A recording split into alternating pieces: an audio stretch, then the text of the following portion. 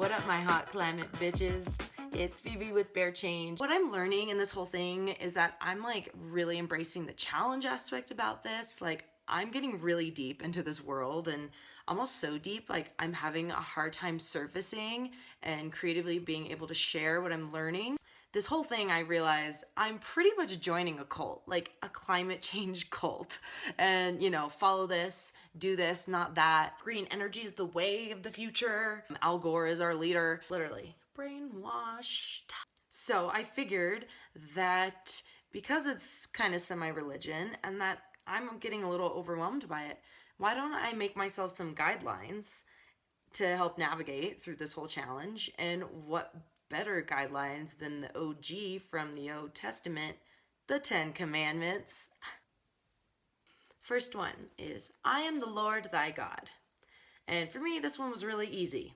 I am the earth, thy planet. Just to remind myself that I'm a creation and a product of earth, right? Number 2, no other gods before me. Well, no other planets before Earth. And I'm sorry, Mars, you are not planet B, and can everyone please just stop talking about how that's our next option and we should all figure out how to grow things on the red planet because we're all destroying this one faster than we can handle? Maybe, just a thought.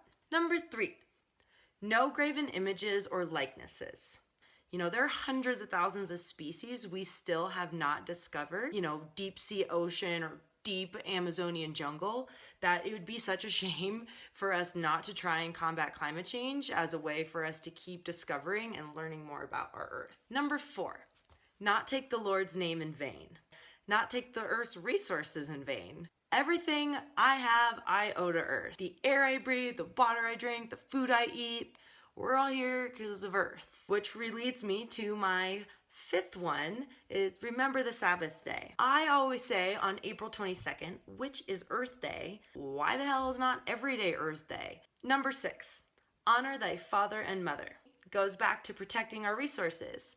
Honor thy air and thy water. And microbes. But that's a whole different story. Number 7, thou shalt not kill. And all I gotta say for this one is, bitch, thou shalt not kill my vibe. When it comes to talking about climate change and how we can combat it, is for me not to be preachy. I'm reading all this stuff and there's all these facts in here, and it's just really hard not to regurgitate all the information and sound like my lifestyle is better than yours. Number 8, thou shalt not steal. Thou shalt not rely on convenience. As busy Americans, we're running around not planning accordingly to live a green lifestyle, and I myself am really guilty of this. I'll be running late, I'll jump in my car instead of taking the free local transportation.